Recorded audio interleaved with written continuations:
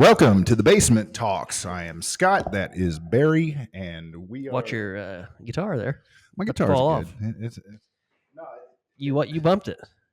well, if I bumped it, it's my doings. Are you kind of wondering why I have this guitar here? Did you finish the intro? Maybe I cut you off. Welcome to the Basement Talks. My name is Scott. This is Barry, and we are just a couple of buddies who like to hear each other ramble about everything.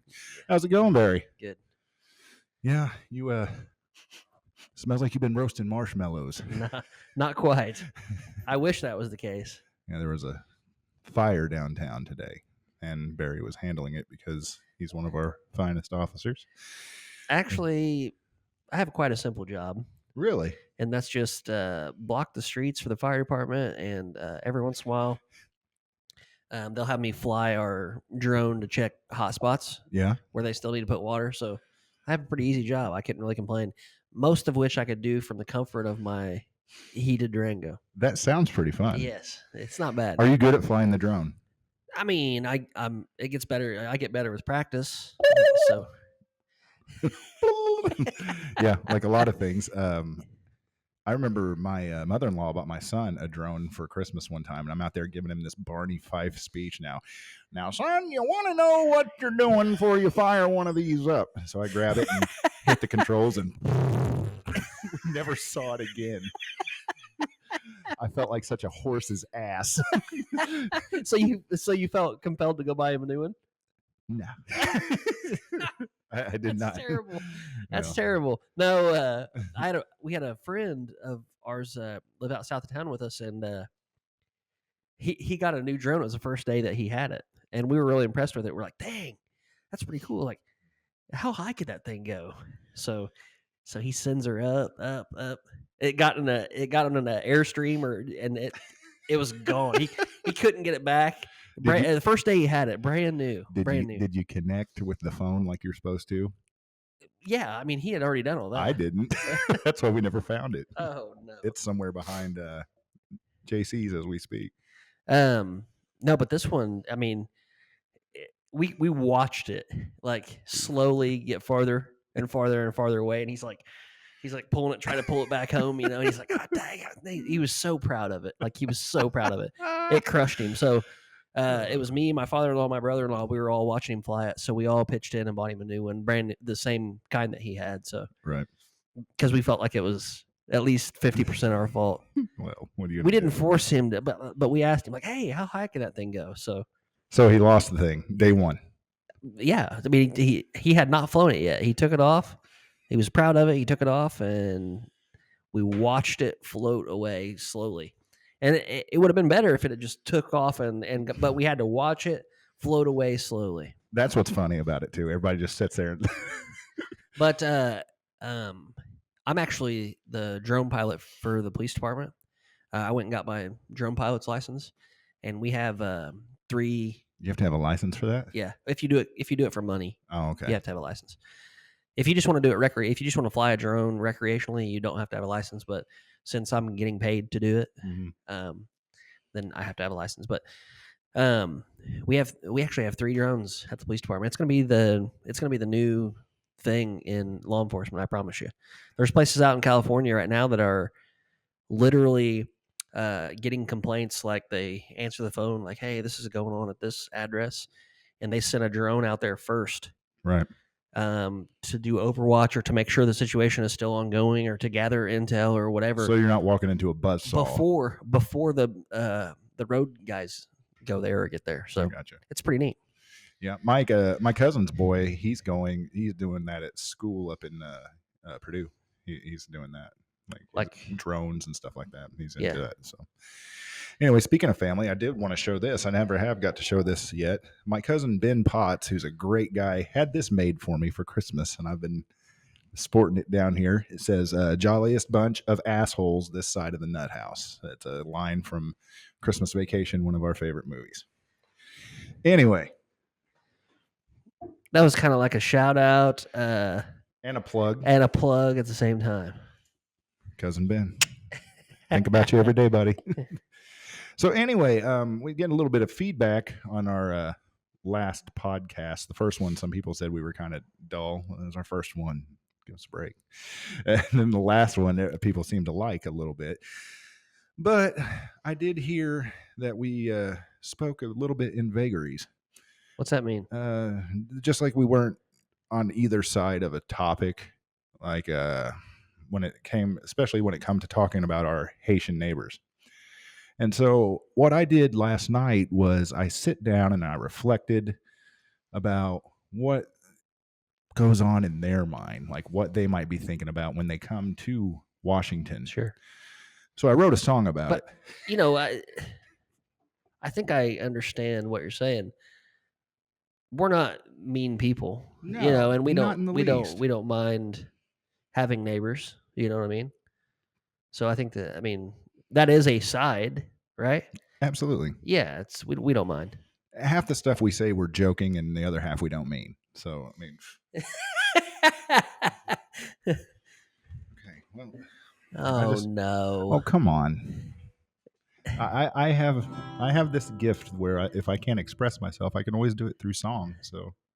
Oh, geez. This is about our Haitian. Hang on. Do we need another mic on your guitar? It should pick up. It'll pick up good enough. Is it? Yeah. Okay. Ready? Oh, boy. Haiti was distressed, so Biden gave them TPS. So they packed their Sunday best to get away from it all. That's when they left the sand and went and joined the caravan and took a scenic tour of South America on up to Washington. The cruising, the drawing, you hear the Hoosiers calling. What's with this construction? Haiti had less destruction. Mi pueblo and bingo. Baby, why don't we go up to Washington? We'll get there fast and then we'll drive real slow. Wrong way down a one-way road. We're up in Washington. I could really go for a kitty casserole. What? They're eating the cats.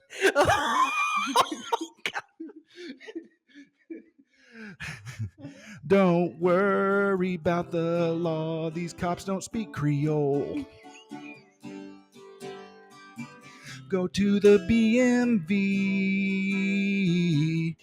and get my state ID.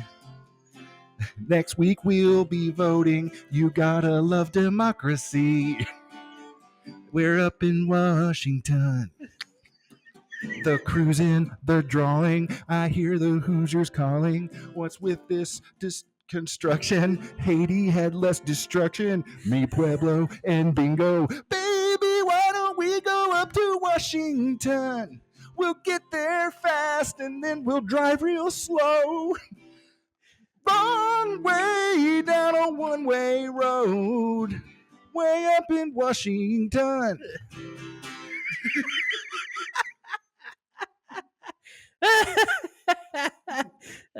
Did you like that? Oh my God. Well, it was stuck in my head. I've had that problem since I was little. Get something stuck in my head, I got to get it out, you know. I mean, it's not a problem. That's pretty cool. It flowed well, had good lyrics, and it was very informative too. Yes, love it. Oh, geez, I'm Pete. Anyway, now that I got that out of my system, that's what I think about it. I don't think right or wrong. I think about what they might have gone through to decide to come to our wonderful city of Washington, Indiana. Yeah. And why the hell would you want to? Yeah, we should actually be lucky to have them. Be like, yeah. Really? Tourism? The flow is not slowing. Our population's growing. I had a bunch of other ones I wanted to do, but you could have put more verses in that song. Oh yeah, but you know, Shout out to the Beach Boys. Is that the song part? Is it copywritten? Or are you gonna be able to show it? I don't know. Well, the way I played it, they probably won't be able to tell. I goon-handed that whole thing. That was a terrible performance. Speaking of which, I was thinking here within a month or so, I might try to get my vocal cords in shape, and I was going to challenge Gage Keeler to a karaoke contest in here. See if he'd come on and do it. We don't have a nice enough setup for him. You don't know that. Well, I don't know. We might not. Yeah. Just depends. Not nice enough, huh? Nope. No way. Talking bad about my my shopping I've done for. No. No. Where could we do it? I don't know. We could film on site somewhere. Where's the closest studio? Probably Lagodi. Really? Yeah. Who's got a studio over there? Ryan Barber. Oh, okay. And it's very nice. That makes sense. Yeah. We could go on site. Ryan's my guy. He knows all this stuff. I'm like, can I do? He's like, it's simple enough. You could figure it out. And so he gets me. All right. We might have to go. Challenge. No, might have to. Field trip. Yes. Have a field trip. Yep. Promote his studio and all that. Yeah, that could be fun.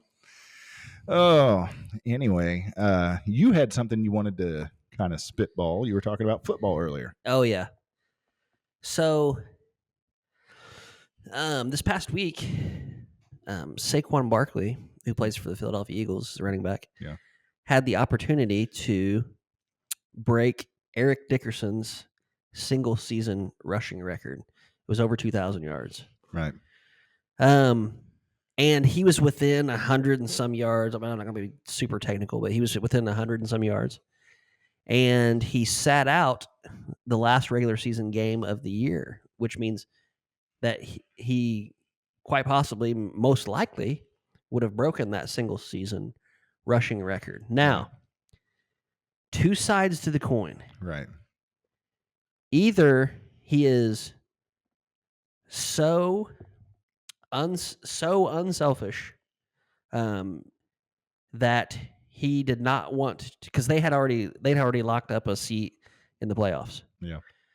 So either he was so unselfish that he's like, there's no way I'm risking getting injured in that game to break the record and then not be able to play in the playoffs for my teammates with the playoffs. Yeah, with the potential of Super Bowl bound or whatever they think. So either he's that unselfish that he was withholding himself to not get injured, or he just did not have the self-motivation or the drive to want to break the record, which I highly doubt.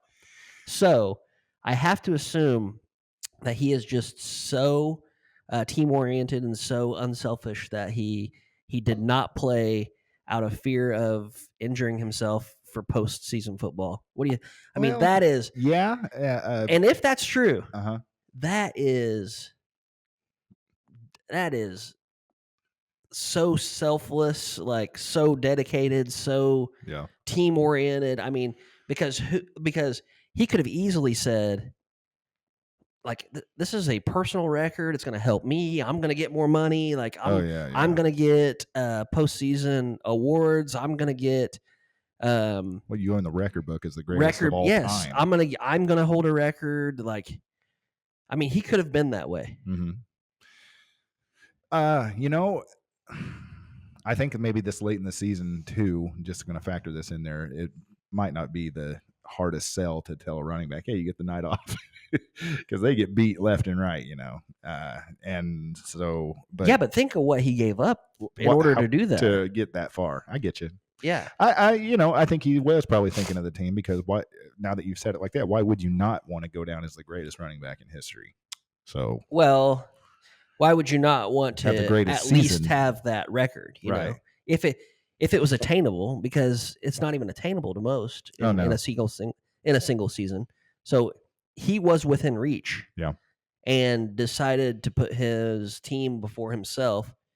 We're assuming, that he decided to put his team before himself and sit out so that he did not risk getting injured for postseason. Yeah, That's crazy if that's the case, because it seems as though this day and age, like, everybody is worried about the self promotion. Everybody wants individual records. Franklin. Everybody wants more money for themselves. Everybody, I mean, so I'm sure there was incentive money if he did break that record, or if he did reach certain goals. They would get bonuses and incentives. So then, like you said too, his stock just goes up anyway with that. Yes. Who do you have now that the Colts are out? And speaking of, did you see earlier this season him hurdle somebody backwards? Saquon Barkley? I did not see that. You didn't see it? No. Oh my God, you got to see it. It's amazing. Like, he's having a world-class season. Is this his prime, you think? I think it's his best season so far. Yeah. Who do you have? Who do you have winning, or who do you want to see win? It's extremely hard to root against Detroit, like watching them play as of late, Go Lions. My buddy Derek Pruitt up in Michigan. Go Lions, right? I think my favorite Super Bowl, that if they could come up with one, would be Detroit. I mean, you can throw Minnesota in there too because they've never won it, but Detroit against Buffalo, that would be awesome. Two long-suffering. Let me ask you this. Yeah. There's speak that the Kansas City Chiefs lost on purpose so that the Cincinnati Bengals would not get a playoff, would not get into the playoffs. I mean, I don't know if it's against the rules. But if it's not, I mean, that's just one way to do them, Yeah, but you would think that a team would not want to lose on purpose.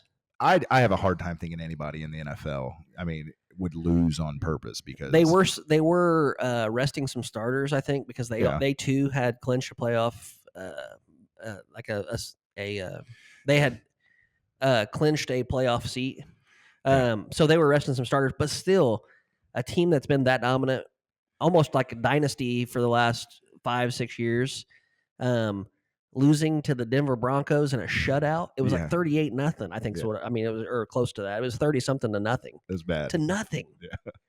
Yeah. It reminds me, like, these people, did they not see the Peyton Manning Colts when they rested their starters, how they choked it up in the Super Bowl?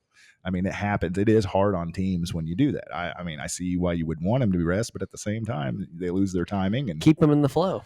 You had a bunch of old white guys giving the wave off at Lucas Oil Stadium. Do you see that when they were walking out? I mean, it's been a long time ago. I don't remember. It was like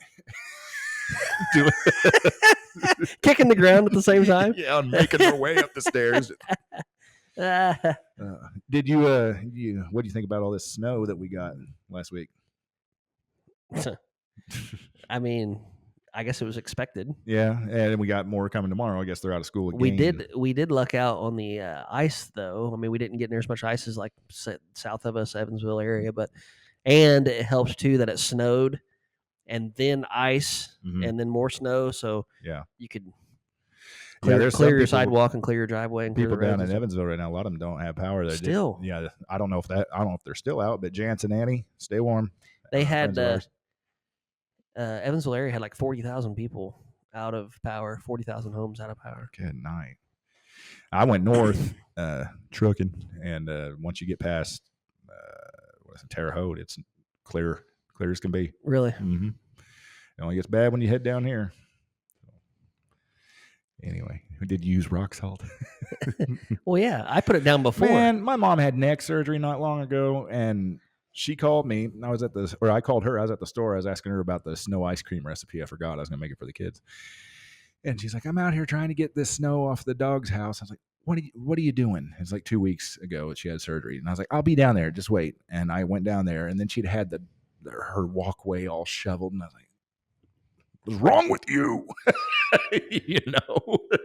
I hope I'm not that hard-headed when I'm that age. She's got She has sons, grandchildren. Yes. She has nieces and nephews, and yeah. But I mean, she has 2 strapping sons. One who lives pretty close, but he was asleep. The entire snowstorm. Yeah, Eric. Sleep. The entire snowstorm. No, he was asleep. Mom tried to get a hold of him. He was asleep 3 days. And then I lucked out by calling, so I went down there. It wasn't nothing to get that done, but good night. If you're advanced in age and you have kids that are capable, let them do it. Yeah, we want to do it for you. We want to. I don't know about that, but I would rather do that than her be down in her back and then happen to be a butler. You asked me about salt, so like I have this habit of like salting before it snows so that it doesn't stick, so I can scoop it away because we have a tractor with a bucket, or my wife's grandpa does, and we're neighbors. Yeah, so I can easily clean my driveway and because it doesn't stick. So that's what I do. But old bling bling Barry over here. No, I told you it's not mine; it's my neighbors. Settle down. Settle down. I ended up making that snow ice cream, and I probably shouldn't have. I forgot you shouldn't do it with the first snow because that gets all the pollutants out of the sky. So we're all acid rain snow. And you have outside animals. There might be some pollutants in your. I made sure to not take it where they'd been romping around. Okay. So, old Cleo. Yeah, but have you noticed? Have you been able to sense that this year is flying by already? It's like already the 9th, and seems like the new year was yesterday. Yeah. I hope this part of the year does. I hate this part after Christmas is over and we just have cold weather. I hate it. It's just wet and cold for no reason. It's going to be this way till March. Yeah. Yep.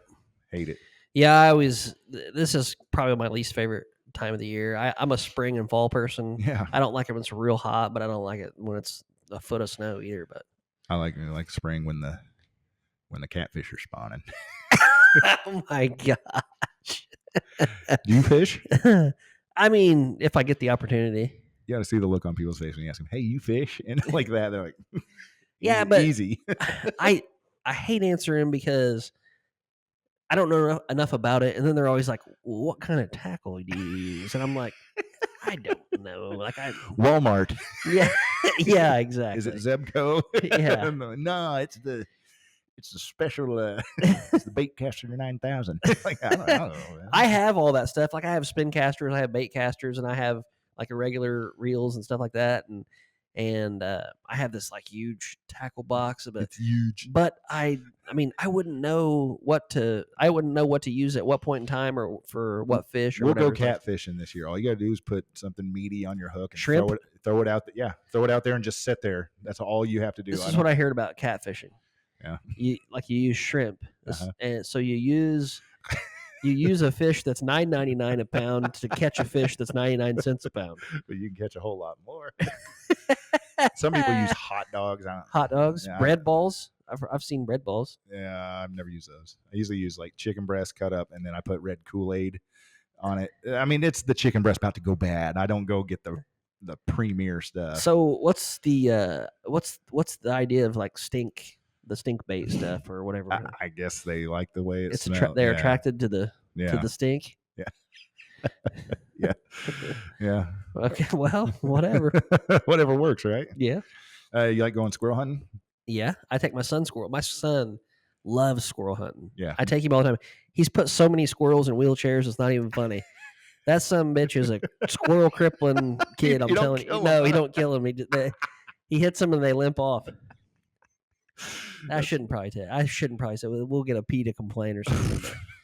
Well, I mean, what are you going to do? I mean, he's 10. Little, yeah. Well, he's 11 now, but he's Do you have him use a shotgun? Yeah. Yeah. He has a 20 gauge. Nice. I usually squirrel hunt with a 20 gauge. Yeah. Try to keep him.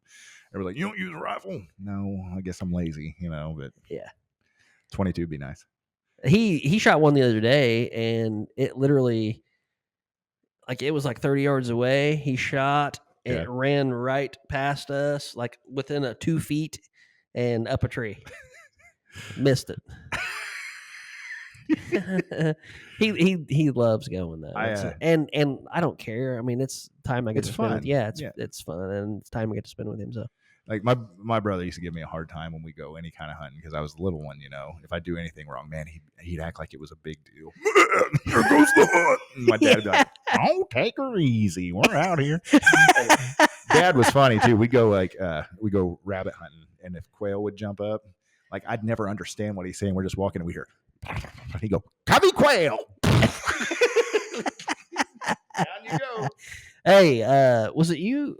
Me and a couple of friends used to walk the train tracks hunting rabbits down. Yeah. You can't do that anymore, apparently. Apparently it's again the law, as my dad would say. Really? It's again the law. Yeah. Really? I don't know, just some law you can't hunt railroad tracks anymore. That was good rabbit hunting too. Yeah, it was fun. Mm-hmm. Our buddy Brandon down in Tennessee, he has dogs. Rabbit dogs. Really? Yeah. I can't do that. I turn every dog into a pet.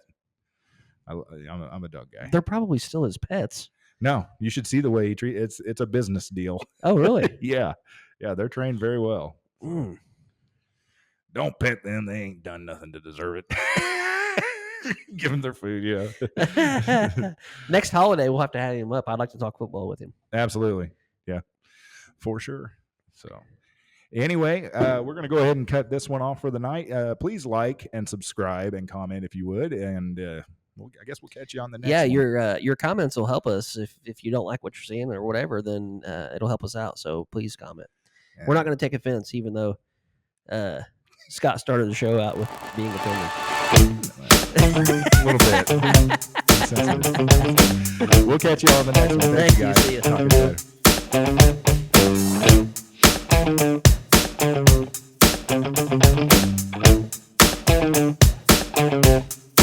later.